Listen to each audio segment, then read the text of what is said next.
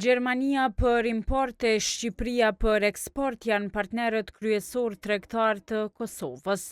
Shteti Gjerman është vendi me të cilin Kosova e ka bilancin më të lartë të tregtisë ndërsjellë e që e kalon shifrën prej 1 miliard eurosh.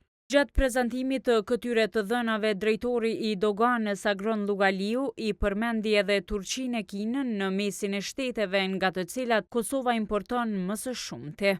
Eksportet kryesore vendet që kemi pasur janë Shqipëria me 157 milion, Maqedonia 136 milion, Gjermania 106 milion, Zvicra 100 milion, Serbia 60 milion, ndërsa sa i përket importeve kemi Gjermani me 965 milion, Turqinë me 903 milion, Kina 892 milion, Italia 359 milion dhe Maqedonia Veriore 344 milion euro. Në konferencën vjetore, Lugaliu tha se dogana gjatë vitit gjeneroi të hyra prej 1.9 miliard eurosh, apo 135 milion më shumë se vitin e shkuar.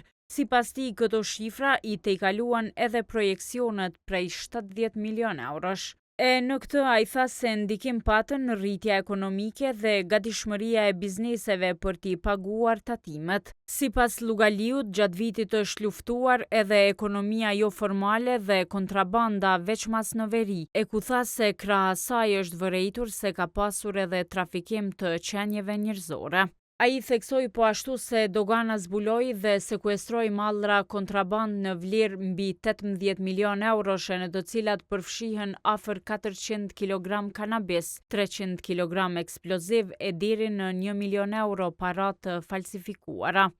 Ministri në detyri financave Hekuran Murati tha se të hyrat e mbledhura janë rezultati i luftës kundër kontrabandës. Vlen theksohet që 98% si që thatë edhe ju, vjen nga, apo e vlerës së mbledhur vjen nga deklarimet vullnetare, e kjo është tepër e rëndësishme, sepse kjo nënkupton që vetëm pjesa prej 2% vjen nga kontrollat shtesë, sepse shumica e deklarimeve pra janë të sakta.